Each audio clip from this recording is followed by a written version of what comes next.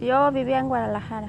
Yo estaba trabajando en Guadalajara, pero ahí yo pagaba renta y todo, pero no me alcanzaba. Por eso me decidí venir y irme para allá. Sí. We have a war going on at our border. There's almost anarchy on our border. Border Patrol agents are being shot, they're being attacked. You have snipers on the walls in Nogales and Douglas just in the last few months who are shooting at Border Patrol agents. Yet those incidences don't make headline news in this country. They should be considered terrorist attacks. And Washington remains silent. President Bush remains silent. Yo nunca he viajado para allá. No es la primera vez que voy a ir. Porque aquí en México pagan muy poco. Y yo quiero ayudar a mi familia y por eso me quiero ir a trabajar. El trabajo que sea, el trabajo que me den, yo lo hago. Most of the immigrants that come into this country do not have a chance to do so legally. So they have to break the law, the immigration laws of this country, and come here illegally. If you don't have order at the border, you're going to have people coming through, so that's the problem. What do we do to restore order at the border and identify the people who are here in a humane way so that people are allowed to preserve their families if they have their families here. We are a nation of immigrants, and I wouldn't have it any other way. It's one of the things that has made America great. They don't come here for the same reason today. They used to come here for freedom. Today they come here for benefits. They come here and they become a great burden on the taxpayer, and you can only sustain so much. The impact to the taxpayers becomes huge, and so there has to be a control of immigration. Cruzar, pues, me van a llevar y primeramente Dios sí la hago, caminando. The second that someone steps into the desert and crosses that fence, it's a huge blow to their dignity. That this is what they have to do in order to survive. We're fortunate to live in a country that everybody wants to come here. And I mean, our job is to take away that dream from them. If they're going to make it illegally, it's going to be our job to stop it. No tengo miedo. Sí me han contado, pero estoy decidida. Pero yo tengo mucha fe en Dios que sí llego, ¿no? Let's turn and face our fellow Americans, and let's all join in and sing real quick this verse of God Bless America. God bless America, land that I love. Stand beside her and guide her through the night with the light from above. I've had a couple brothers that have fought in Afghanistan and Iraq, the Marine Corps. Thank you. But you know what? We are on the front lines of freedom right now. Our very republic is teetering on the edge. It's a democracy, you idiot! The future for our posterity is in jeopardy now. That's what I just said. We must secure our American borders now.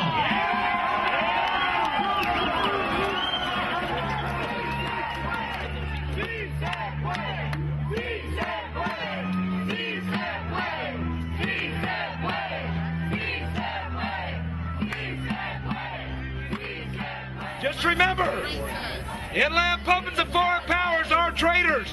What happens to traitors?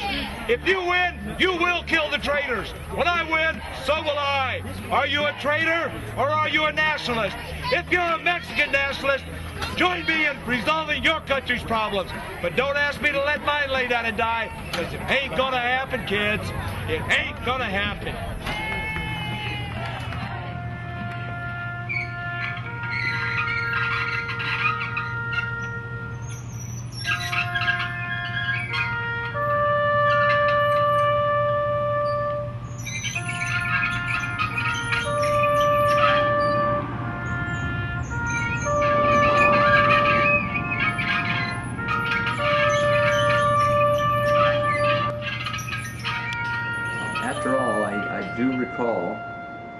over and over the President of the United States reminding all citizens that we are now in the front lines of Homeland Security, that we're all to be vigilant and alert and observant and to report suspicious activity to the proper authorities.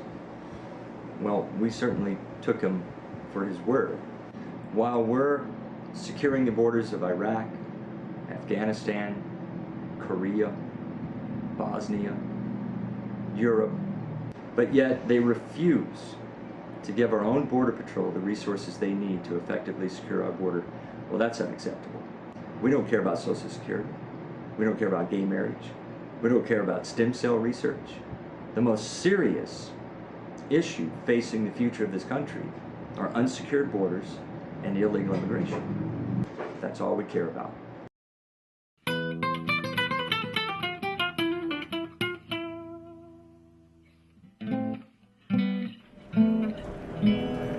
What's up, Bob? How you been?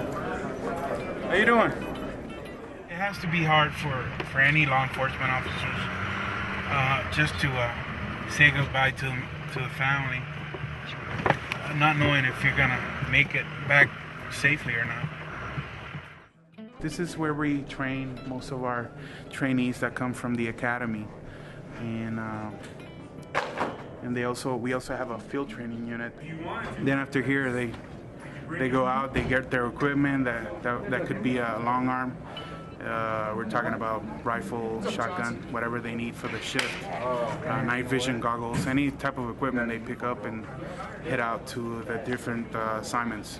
We have a lot of vehicles outfitted with protective meshing, and you're going to be able to see it here on the border. You have to understand that the smuggling, alien smuggling, and narcotic smuggling is a business for them. And whenever we are there and we apprehend anybody, we're impeding on their operations. So they get really frustrated and assault us a lot with rocks, bags of feces, urine, paint, Molotov cocktails, you name it.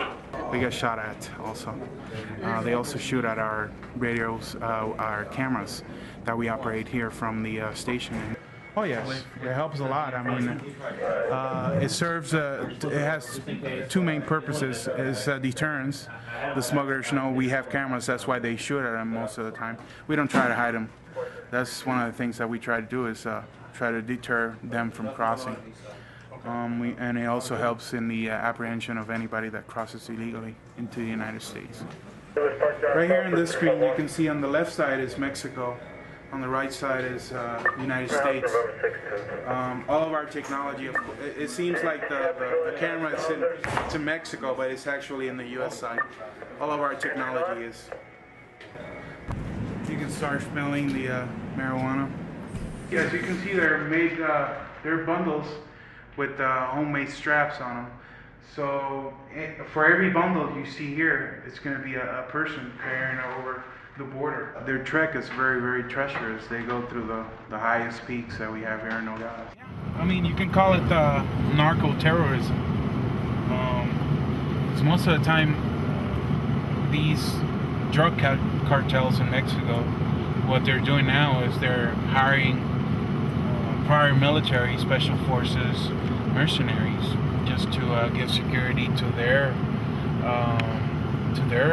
loads. Today they can try to smuggle 3,000 pounds of marijuana, but tomorrow they could be smuggling in any weapon of mass destruction or any would-be terrorist.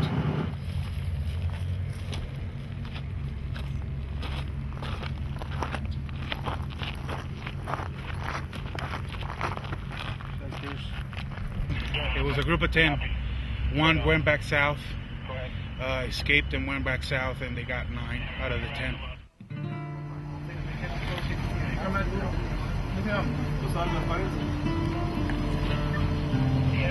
Right there is the mother, her daughter. They're both from Oaxaca. The mother is 33 years old, and the daughter is 12 years old. They're women by themselves in the border. It's not one of the safest places to cross by themselves. They keep trying here and they keep being apprehended. They're probably going to try somewhere else that's a lot more dangerous.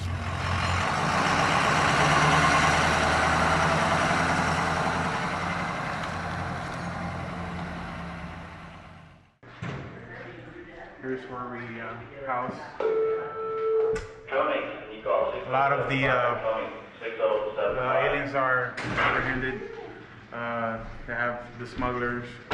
We try to separate them from the ones being smuggled. Whenever we apprehend illegal aliens, we offer them three options. The first option being that they admit that they're illegally here in the United States and they wish to be granted a voluntary departure back into Mexico.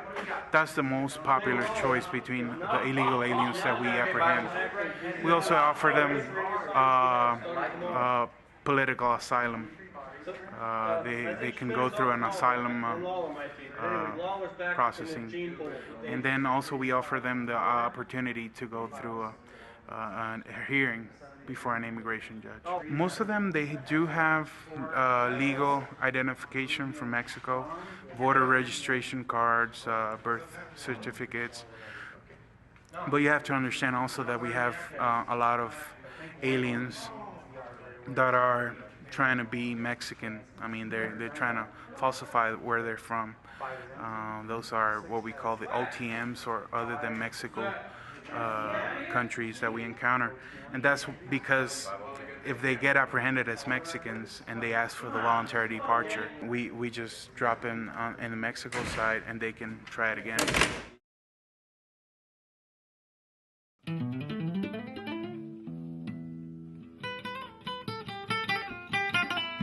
I think everyone recognizes that the immigration system we have is broken and needs to be fixed. Of course, the devil's in the details, and how do you get the fix that everyone can agree on? And I think that's where the breakdown is right now politically. For the past 10 years, we've only been doing and dealing with more border patrol, more money at the border, more fences, more electronic surveillance. And that doesn't seem to have worked. And yet we have a mentality in Washington, D.C. where they continue to pander. Whether they think they're going to get cheap votes, whatever the reasoning is, they ignore the will of the people. How can you have a secure border and tell people it's against the law to come here, but if you come here, we have rewards for you? You know, it's just hypocrisy. I think it's important that we not just let ourselves get sucked into the, well, it's a legal argument, and probe further and try to figure out, well, what is the real problem with the people coming across? The word illegal is just used as an excuse for a problem that's more deeper, and I think it's this hatred and fear towards people of color who are changing their society. But we're a nation of immigrants, and nobody denies that. But we're a nation of legal immigrants. And what happens today is that you have all the challenges that come with immigration, and you have folks that don't come to assimilate, and they take advantage of a generous, if you will, welfare system in the state of Arizona. And so as long as the federal government, the U.S. Congress, and this president is not willing to take whatever courage it takes to start dealing with the immigration problem, you're going to sense this frustration. And so some people, knowing that there is a tension out there, have, for whatever reasons, ignited and now say immigration is out of control. If you elect me to this local office, I will fight immigration. There's very little, if anything, the state can do positively to fix the problem. The most they can do is probably complicate it. And there's a lot of promises being made by local politicians here in Arizona that they can do something. And I think that's part of the problem with this whole issue. Everyone recognizes that our immigration system is broken. Something has to be done. And I think people fall into the trap of doing anything. So, I mean, we're being a little foolish here while we let people take advantage of us and continue to damage the American taxpayer, the legal citizen, by what's going on by our failed policies on our borders. It just should never be allowed. It's malfeasance of office by our federal officials. We need to unelect those folks who continue to ignore the damage to America instead of standing up tall and doing something about what their oath of office requires them to do. And America shouldn't be taking it. Enough is enough.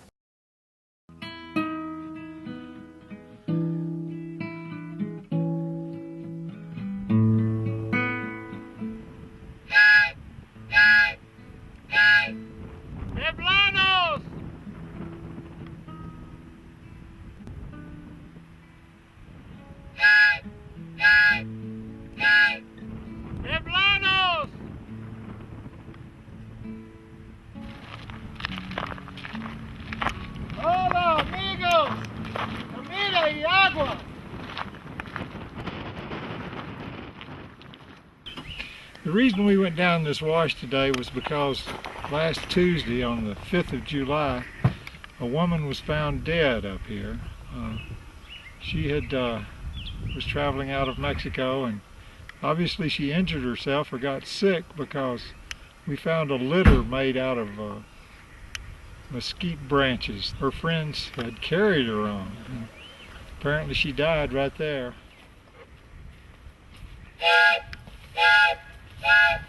Hola, amigos. No More Deaths is about trying to save lives in the desert and to lower the number of deaths that happen every year. We have Arks of the Covenant, which are located in Arivaca, Arizona, which is about 45 miles south of Tucson. At that Ark, we stage Samaritan patrols that drive around, look for migrants who are in distress, and give them medical aid. Just giving them food and water in the field and sending them off, or for extreme cases, medically evacuating people to Tucson to a medical facility such as a church or a hospital to receive more medical care. As volunteer groups want to protect the border and take the law among themselves, I think we ought to recognize that as Americans, that we are people who are compassionate, we're humane. As the passion is there to be a law enforcer, there's also the passion to be humane, and I think we need to bring balance. Venimos con agua y comida. Ayuda América. Somos americanos de la iglesia. Aquí para ayudarles.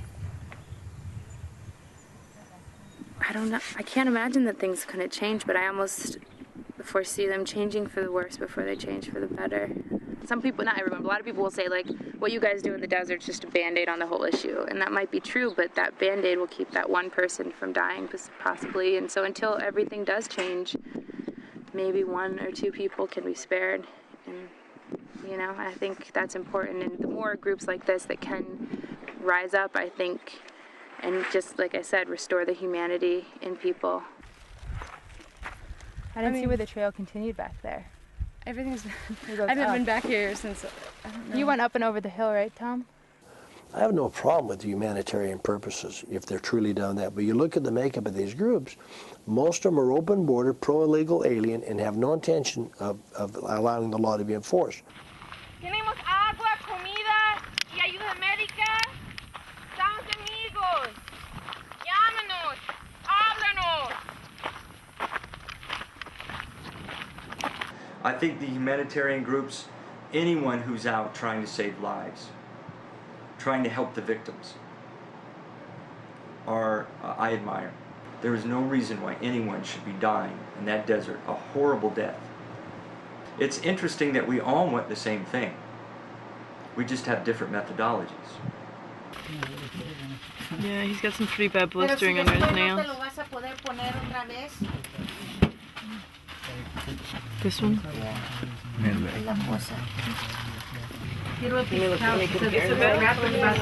dry, maybe? What should we do? You know what? Wait. If there's any blood? There's not any. Okay. Put on gloves, yeah. Gloves. Universal precaution. Who's the worst, Isabel? The dry heaves. Okay. Can't have him here. Luke. Okay, who wants to drive? I'll drive. Yes, if you want to give them water, do so. If you find somebody in distress, call 911 or call us. But when you help them further into the United States, that's just plain old smug.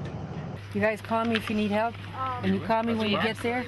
Look here, Norma Price is the doctor, and she says if anybody asks any questions, it's on her advice. It's on my legal advice. Right. And you go right with her to the emergency room.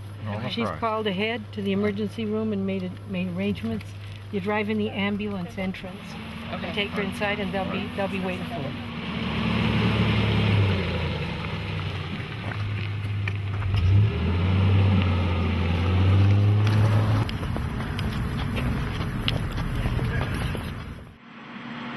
Like Jorge is, he has 10 brothers and sisters. in Chiapas, which is like one of the poorest areas in Mexico, and he's an indigenous person, which probably means that he's even poorer than a lot of the Mexicans out there.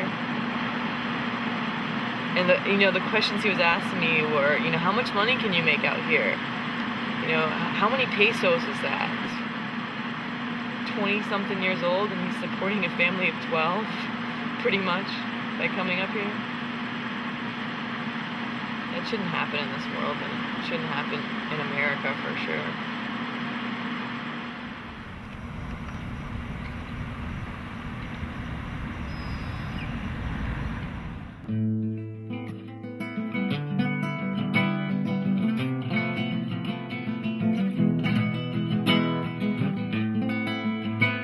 So we have a situation where you have the attraction of the labor market of the U.S. that threads on cheap labor that comes from abroad. You have, by contrast, or the result of the asymmetries that exist between the U.S. and its neighbors to the south, with terrible issues regarding poverty and sometimes extreme poverty. There are vast sectors of American society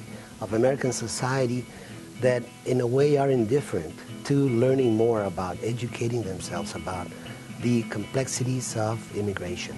When they crafted NAFTA, the topic of people and the flux of people was never considered. And that is why we're seeing this relative chaos. I think that everybody thought that NAFTA was going to be the silver bullet.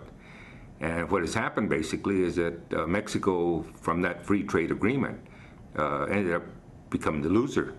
They can't compete in the agricultural areas.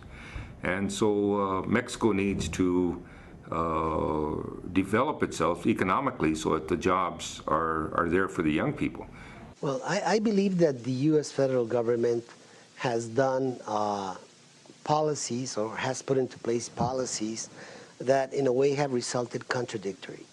For instance, the Border Patrol, which is the agency that polices the border, put into place operatives such as gatekeeper, hold the line, and by doing so, what they created was a sort of a funnel for the incoming flux of immigration to concentrate on the Sonoran-Arizonan border. And what we've seen there is that because of the treacherous terrain, because of the conditions that prevail at the border, people are dying by the hundreds. Those who attempt to come into the U.S. without documents are dying by the hundreds.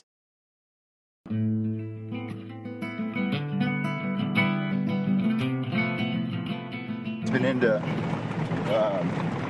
serving my country, I guess, you know what I mean? So now, I was in the military several years ago, and now I'm doing this. I still feel like in some way I'm serving my country.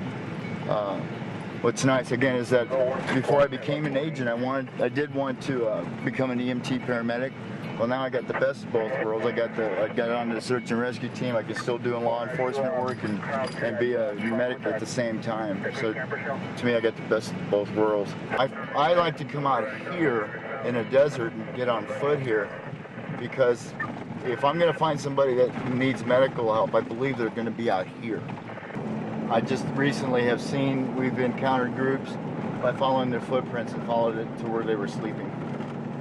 Usually what I do is I take a stride, my own stride, and from that stride, what I'll do is count how many different footprints are in that little box. If I was to go north of here and I see this footprint again, then I know that how far ahead that they pass. So we could take a look. What we'll do now is we'll get back on the road and we'll go north. Yes, sir. Are you guys you be in the 3 Points area? Yeah, I got a large group that crossed tile there, and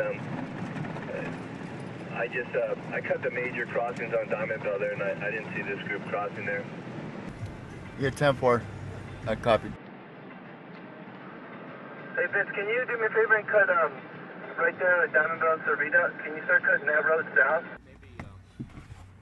Okay, 10-4, we're going to start rolling down that way.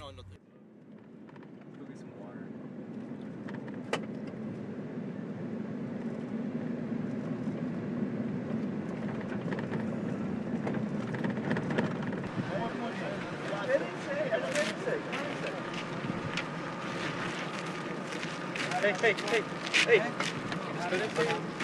Despacio.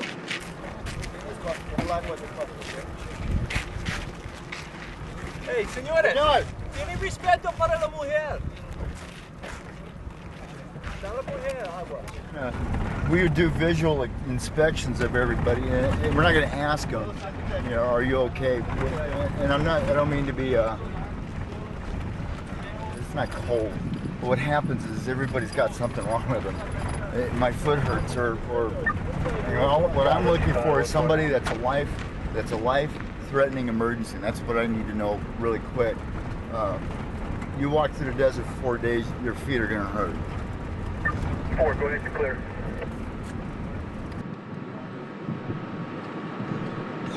What's going to happen to them now is we're going to field process them, take biographical data from them, and we're going to send them in for processing and then removal. What the aliens have been doing, it started last year, a trend that we found last year, which ended up causing them more harm than good, is that they were taking stackers. It's called stacker, where they weightlifters used to do it here with ephedrine, aspirin, and caffeine. All I know is that these guys are taking it to give them extra energy to get through the desert. Well, you don't have water. The acetaminophen, that stuff is hard on your kidneys as it is, and then you take that, you don't have any water. Not only does it quicken the dehydration process, but it's also not good for you to not have it with food and water. So they end up, some end up dying faster because of this stuff. Hey, si quieres medicina, dame por favor. Medicinas. Good.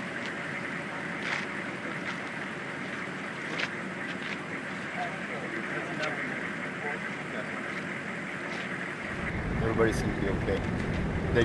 They were tired, they were thirsty, they were out of water. And they've been walking the desert for 3 days.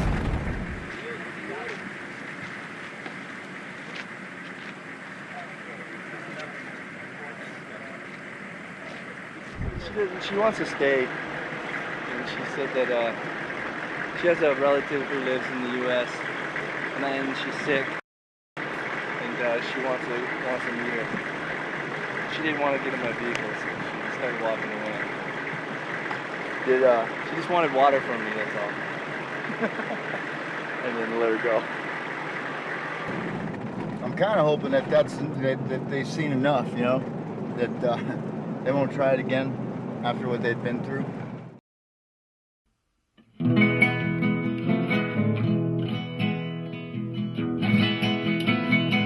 Because you have had in the last decade such massive numbers of people who have crossed the border undocumented, are living here, I think it has caused some tension in our society.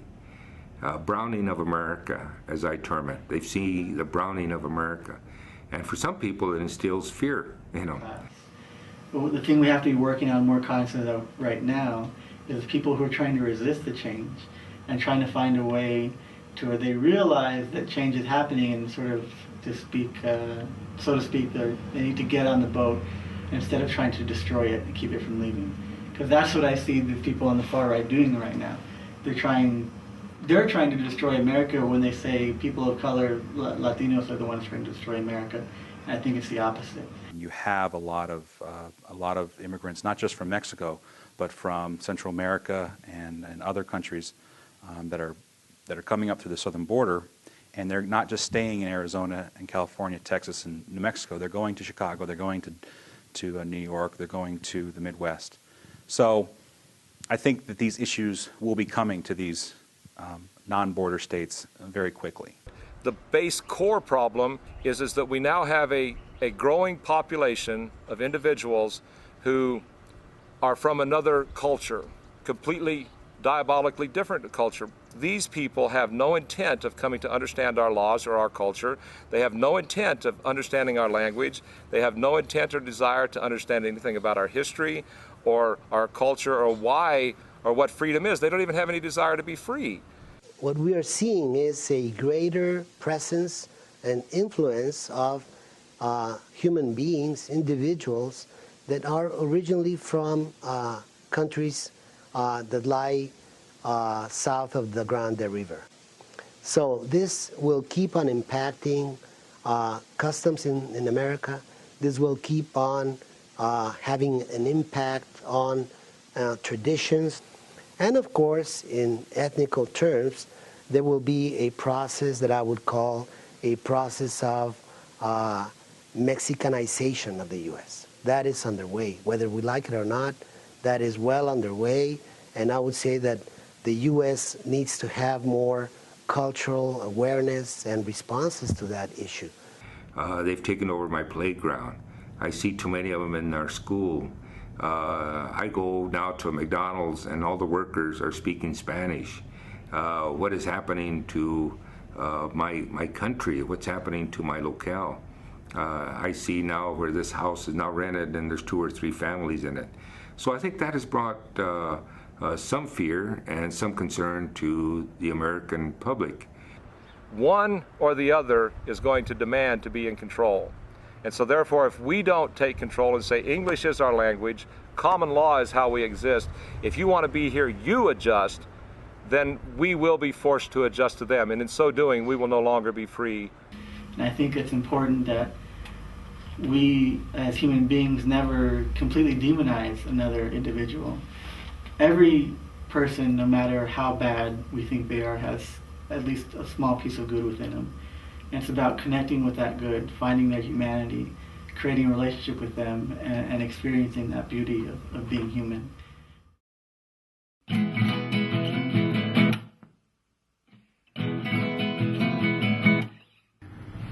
We're going to an area, it's back here just a few miles. It's kind of a high drug traffic area. Okay. We were out there last night, had a little bit of action.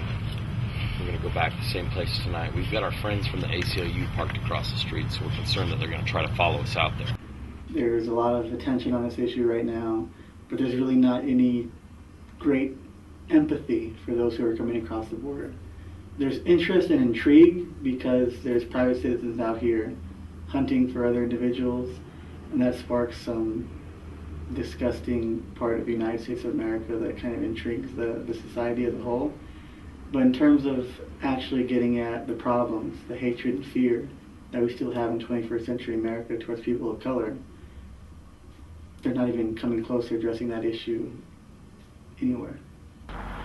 We always keep these pretty low key in terms of publicity, just because we don't want massive amounts of opposition showing up, you know what I mean?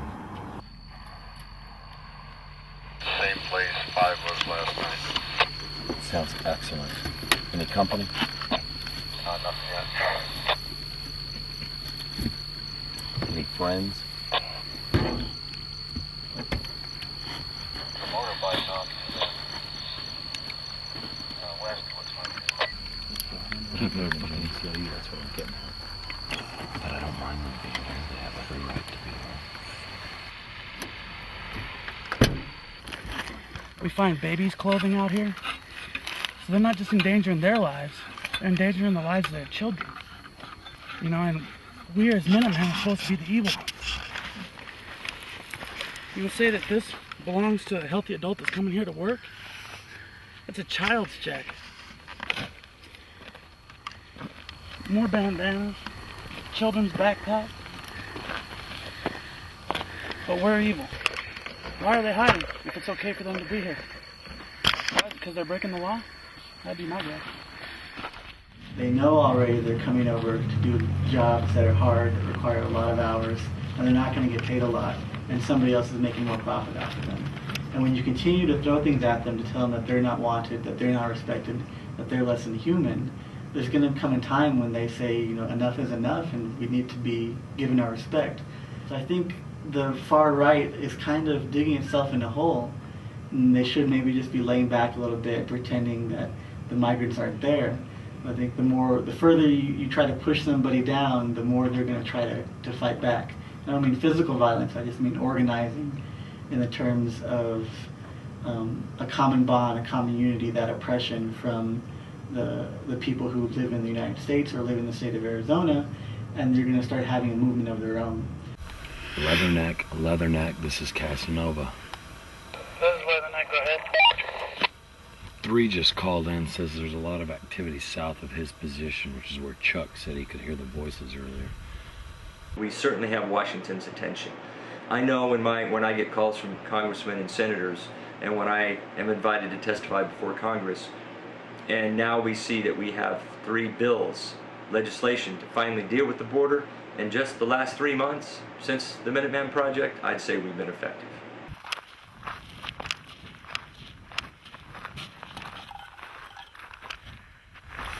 I gotta get a picture of this.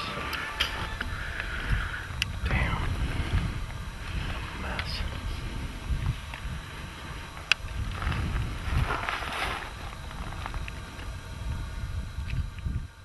You're beginning to see militias, volunteers, vigilantes want to bring order to the border, and basically it's citizens out of this frustration. Well, first of all, they're not trained in law enforcement, and like anybody else, they may get hurt. Doesn't look like a very comfortable place to wipe your butt.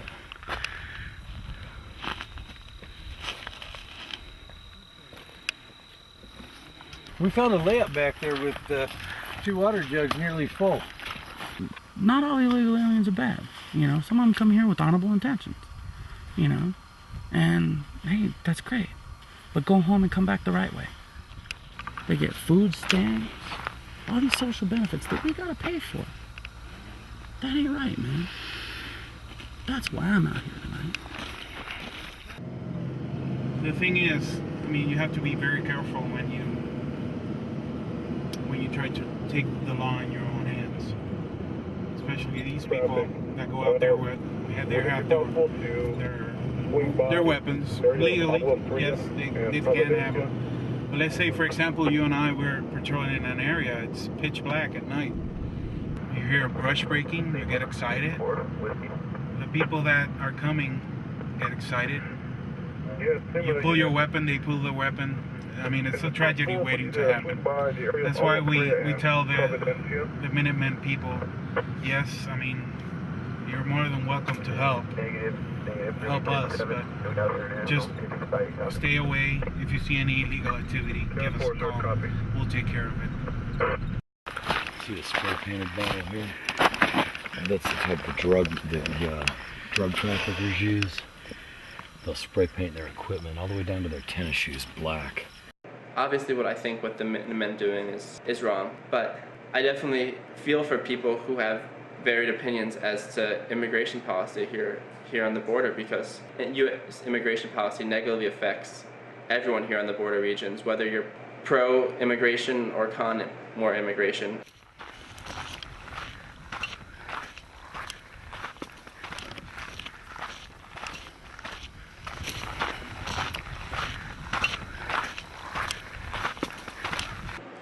When you're stepping in the middle of a multi-billion-dollar multinational crime syndicate that's run by both the Mexican government and the United States government, as well as drug cartels and human smugglers, you're getting in the way of a lot of illicit commerce.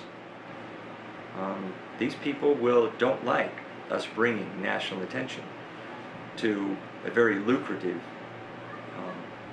organized crime syndicate.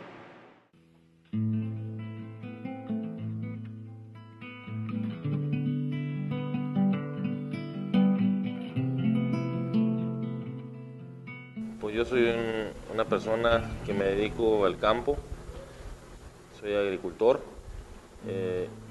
introduje en la política y ahorita actualmente ostento el cargo de presidente municipal, dirigiendo los destinos de este municipio. Yo creo que, a ver si me meto en camisa de 11 varas con este comentario, pero el mexicano en Estados Unidos es parte fundamental de los pilares que sostienen a nuestro país vecino del norte. Yo siento que por parte de nuestros vecinos del norte debían establecer una forma de regular la introducción de personas al país, a su país. Bueno, yo pienso que obviamente gran parte de la gente que se fue hace algunos años se fue de manera ilegal. Inicialmente el que se va es hombre. En los tiempos anteriores era únicamente hombre. Sin embargo, ya en estos tiempos también la mujer ya se está yendo. A falta de oportunidades de trabajo aquí en México, también la mujer se está yendo para Estados Unidos. No tengo la cifra exacta, pero yo creo que estamos hablando de un 60, un 70% de las familias que tienen a alguien cercano en Estados Unidos y que le han venido dando legalidad a lo ilegal. Otros definitivamente se han ido de ilegales y siguen de ilegales y van y vienen en ciertos tiempos, dependiendo de los trabajos de allá. Yo creo que un mexicano en Estados Unidos sirve para muchas cosas. Sirve para hacer un trabajo que muchas veces el mismo norteamericano no está dispuesto a hacer. Yo creo que ha afectado positiva y negativamente. Es más lo positivo que lo negativo. Lo positivo se ve cuando ya las personas están produciendo en el extranjero y están mandando sus apoyos a los familiares que tienen aquí en el pueblo. Lo negativo se siente cuando se van, cuando buscas gente aquí para diferentes labores y no encuentras. Yo creo que es ahí donde entramos a los aspectos negativos, es ahí donde entramos a la cuestión familiar. Si se va el papá solo, la familia se queda en espera de lo que pueda mandar el papá. En México, la familia todavía representa el núcleo principal de la sociedad. Y si el papá falta, la mamá puede cubrir sus veces, sus papeles hasta cierto punto, pero no en todo. Y es ahí donde empiezan los problemas de desintegración familiar, de hijos descarriados, tal vez pues de drogadicción y de otras cosas. Yo recuerdo en la educación que nos dieron nuestros padres y veo en la juventud la falta de respeto hacia las personas mayores.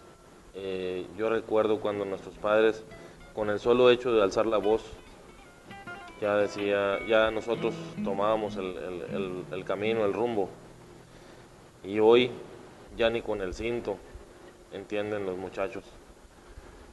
Correr el riesgo o poner en la balanza qué es más importante, vivir, o sea, tener el sustento o la educación familiar.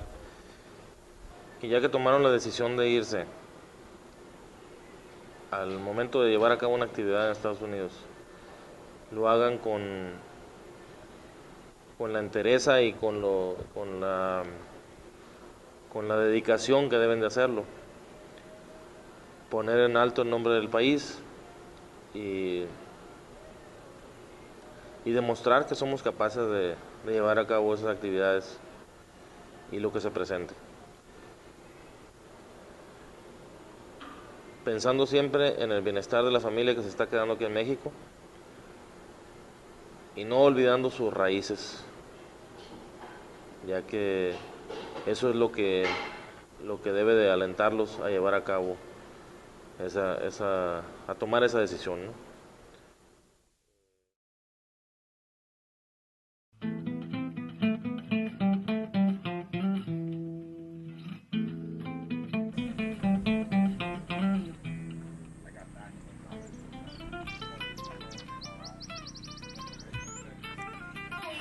Who's this? It's Margot. What's up?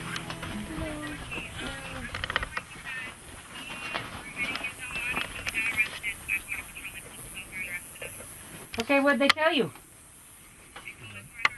Don't say anything. Just say that your lawyer is going to meet you at the Border Patrol, and if anybody tries to interrogate you, say you have nothing to say. Your lawyer will be there to take care of it, okay? Okay, we'll deal with it. Don't worry about it. All right, bye. The people they were taking were really sick. They were, bloody diarrhea, vomiting. Yeah. But didn't the new head of Border Patrol say that he was going to close this down, that was his goal? That was his goal, to close this down? Yes. I think that's what this is. We have gathered here today to publicly reaffirm our commitment to saving lives and to condemn the shameful conduct of the United States. We are absolutely outraged at the arrests of Shanti Seltz and Daniel Strauss. Let me tell you the story.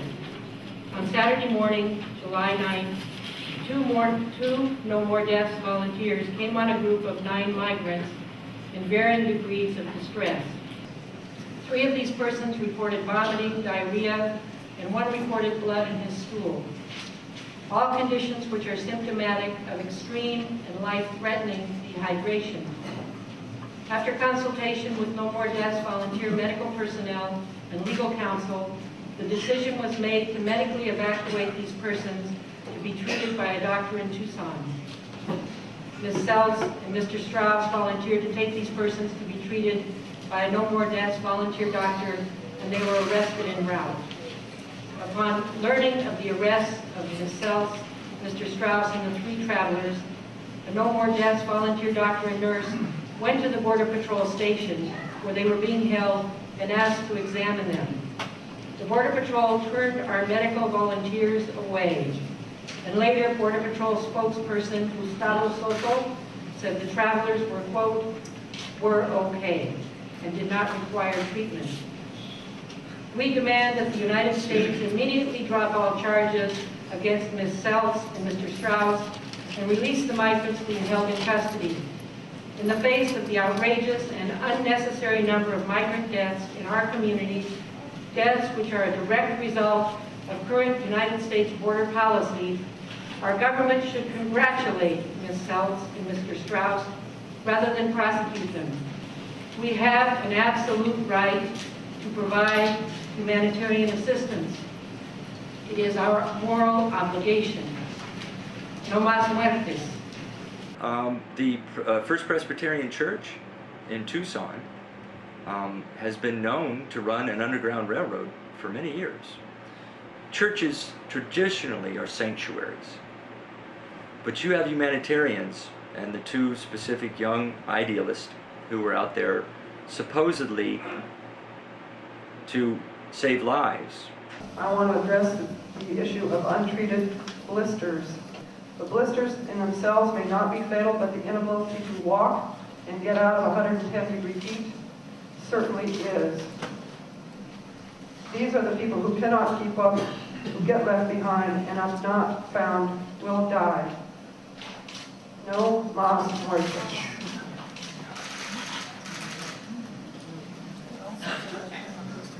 But really what's going on here is not about Daniel and it's not about Shanti. We are opening a wide space, a public space, for every person who encounters a migrant in distress to feel safe to act. What these arrests and these charges would pretend to do is to scare everybody into doing the right thing, and we say no. We understand what it is. It's not a secret, it's a scare tactic, it's shameful, and we say no, we won't be scared.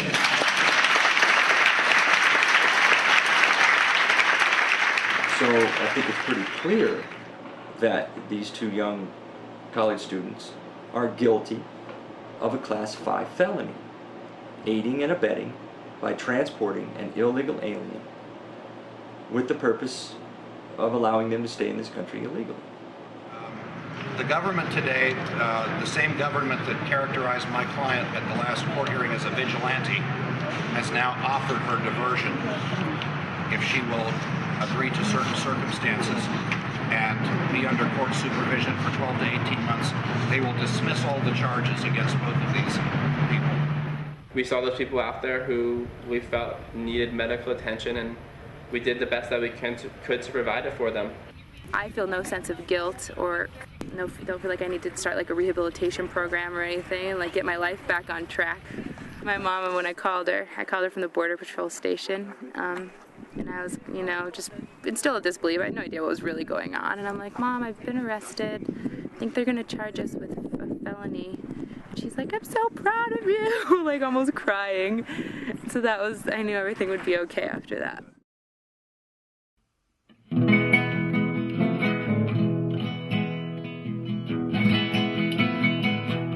Across the Brawley of 286. I think that's where he's at. He can see 3 Points Tower. He can see the vehicles on the highway. And he's at the windmill. The windmill's broken, but there's a big ass windmill right there at 31 on the west side. You can see it. Like I said, it's about a mile in. You guys know He's what's at that? the windmill. 31? 31. That's pretty far down. Post 31. Okay, 10-4, we're going to start rolling down that way. At milepost 37 there at Kings Anvil, there's a big wash with a windmill out there. Okay, they're not near a wash. They're not near a wash. They're at the Palo Alto windmill. Palo Alto windmill. Okay, 10-4, What I need you to do is because the phones are getting tied up here and we're still trying to get on back with the other guys. So call Air Ops or Air Support, whatever you have, and see if you can get somebody going that way. Okay, 10-4. Okay, Paul's got it. Okay. Hold on a second. As we're going to be on the ground, there's at least one down. I don't know how bad shape he is, but we'll be on the ground here. 10-4. There it is, that's the windmill. It's the only fence here. Copy. This guy's breathing, getting a pulse, but he's virtually unconscious. I don't know if you guys normally call air evac for that or what. We'll be there momentarily. Stand by. The biggest challenge is finding them in really remote areas. They're not always in these convenient roads. We've got to take a 50-pound BLS bag or basic life support bag and carry it out to them.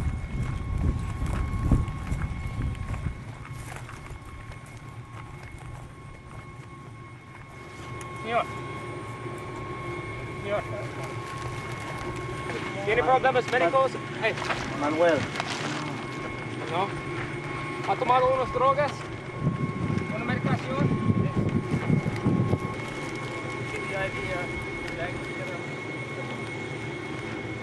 Señor, let's get him hosed down. Some more 80, yeah, it looks like about hands taken off. 85. These people need in this environmental emergency that they're in are fluids. And most people who have been out in the desert and they hadn't drank water for several days, one of the worst things to do is to try and give them a lot of water because they're going to vomit it right back up. It's pain time, bud. It's pain time. Hold on, dude. Man. ¿Es un diabético? ¿Cuándo era la última vez que ustedes ha tenido comida? 2 días ya. ¿Cuándo? He's clear by lat. Clear by lat? Yeah. You almost ready? Almost. 1 minute. 73. Got 90. I got it. O2 set at 90. About Hands taken off. 85. Cálmate, señor.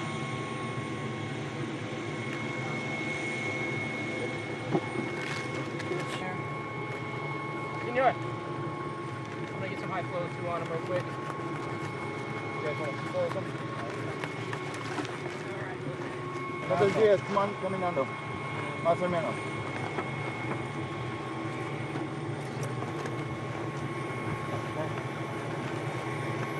You got a pulse ox on? Got a pulse ox on. Alright. I just need to get a blood glucose on him. Esta es muy buena.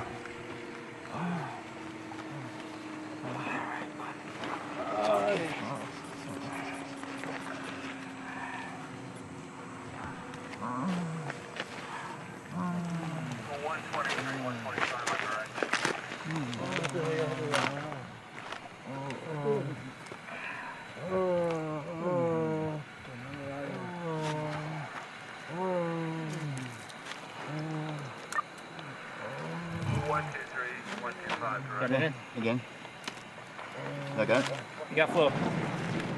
Some cases, if the patient is in real bad shape, we'll have a helo come in, one of our helicopters come in and extract the person, and then fly them out to where we can meet an ambulance or a life flight.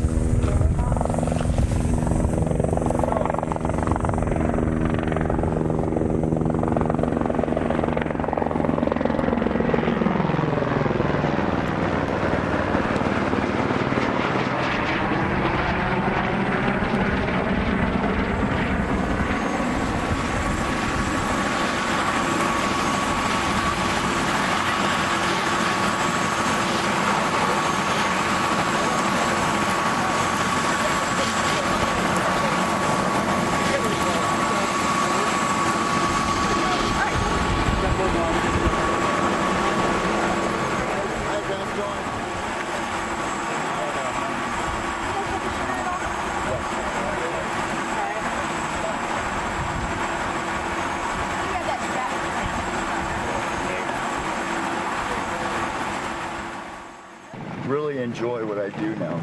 I'm proud of what I do and I enjoy it. It's a lot of hours, but I mean, obviously I can't save the world. I joke around with my girlfriend, so I'm off to save the world today. One person at a time. And there's nothing like, though, when you find somebody that I have medically treated people that have been out in the deserts for several days who had began drinking their own urine and have told me that they were laying under the tree ready. They knew they were going to die that day until they saw us, and realized that one had called us an angel. And I knew when I was treating this guy, giving him the IV and getting him, and I saw him come back, I guess, it's a pretty good feeling. Because I knew inside that had we not been there doing what we do, or what the Border Patrol has, has paid us to do, to come out here and look for these guys, these people would be dead.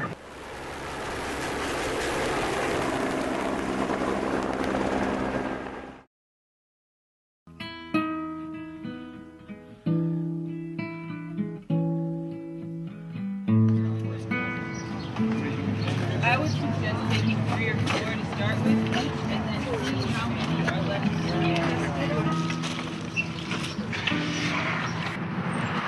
Loving God, we know that you are with us and that you hear our prayers. We gather today to remember all those who have died crossing the desert. We pray for them, for their families, for all those who mourn the loss.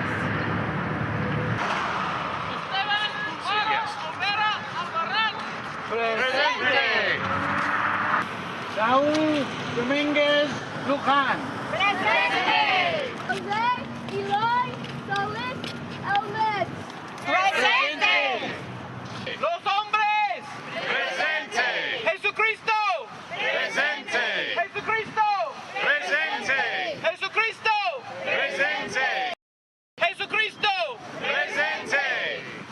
When folks are gathered before God and say, but Lord, when is it that we saw you hungry and did not give you something to eat? When is it that we saw you thirsty and we didn't give you something to drink? When is it, Lord, that we saw you a stranger and did not welcome you? All of the names of those we've called out were hungry and were not thirsty. Were thirsty and did not have something to drink. Were strangers and were not welcomed. They experience some form of disorientation, some perhaps hallucinations. They feel ill in many cases, eventually collapse because of the heat of the environment and the heat generated by the body. People will decompose pretty rapidly. The organs will change color, they'll change consistency.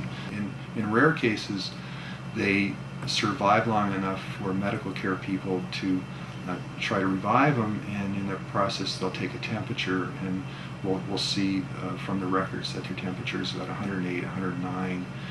We kept thinking that maybe this was an aberration the past few years, that this large number of deaths that we were seeing would diminish, but we're still seeing more and more people, and I guess we need to realize that things aren't probably going to change here in the near future, and we're going to have to gear up for these large numbers just about every year for the next few years. With the border crossers, we want to identify who they are as a big problem or issue with these people. So we go through all of their personal effects and try to find any clues as to who they might be. Look over the body, look at the organs, inspect them carefully, and if we don't find anything else to explain death, just based on the fact that they're out in a dangerous environment and through process of exclusion, then we use the cause of death as heat stroke or hyperthermia. And then we look at the clothing and describe the size, the manufacturer, go through all the pockets. This person's been out in the elements for quite a bit of time. I estimate at least probably a few weeks. Remain jumbled, massive mud-like material. The skin that exists, that you can see on the feet, is mummified. It's blackened, desiccated. Based on some circumstantial evidence, we may go ahead and identify the body on that basis.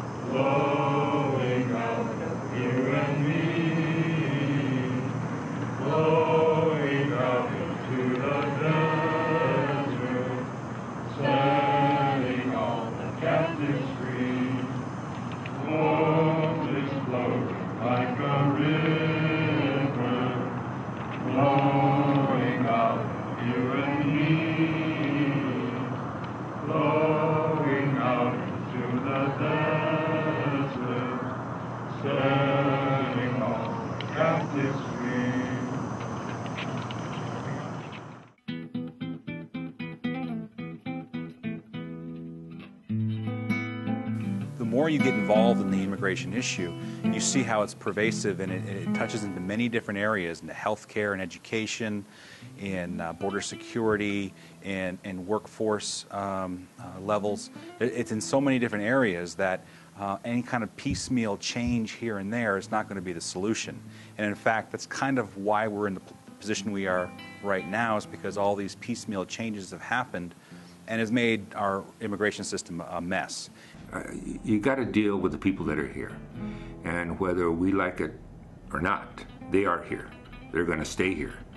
They have children who are Americans. They've been here for many years. In many cases, they're working, they have been working. I think that the solutions to undocumented, to illegal immigration, have to be solved, first of all, gradually, as soon as a main design of policy is achieved. Is a result of a commitment between the two parties, the two governments, and in a way also the perception of two societies, and then go about it in order to make those who are necessary to the American economy legal, and those who are not, to send them back to Mexico. What we're trying to do is remind everyone that, okay, we don't blame the victim. We are victims ourselves, and so are the people coming across the border. Our angst Our frustration and our anger should be directed at Washington, D.C. So where does it end? We've got to become a nation of law. We must secure our borders, enforce our laws, and demand nothing less. And for those politicians in Washington, D.C., and there's never, ever in the history of the United States been such a disconnect between the elite in Washington and the citizens. And there needs to be a comprehensive immigration reform.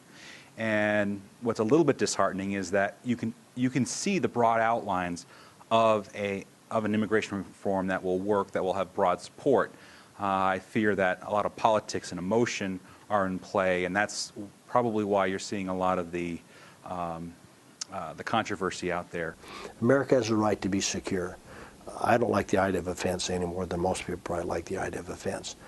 But again, fences make for good neighbors sometimes, and in this case, enough is enough, and I think a fence is well overdue. I've never really been able to comprehend what love truly means until I met all the migrants down here. And when you're willing to risk your life because you have something in your heart for somebody else, I mean, that's love, and that's what life's about, and that's what these migrants embody.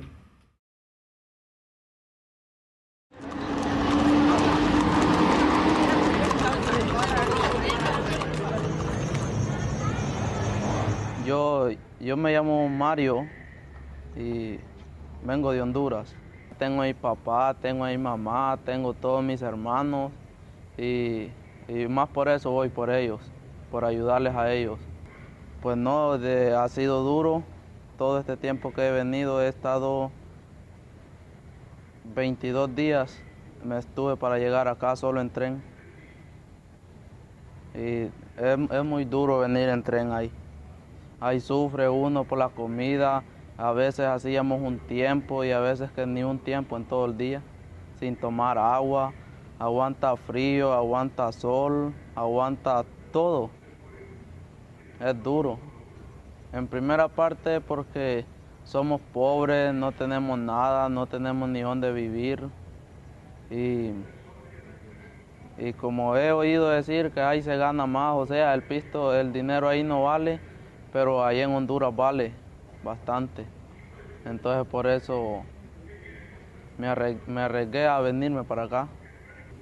No, pues como bastante gente se va así y ellos allá llegan y consiguen trabajo, tal vez ahí van pasando por la calle y hay gente que tal vez los ocupa y los llama y para que les ayuden a trabajar.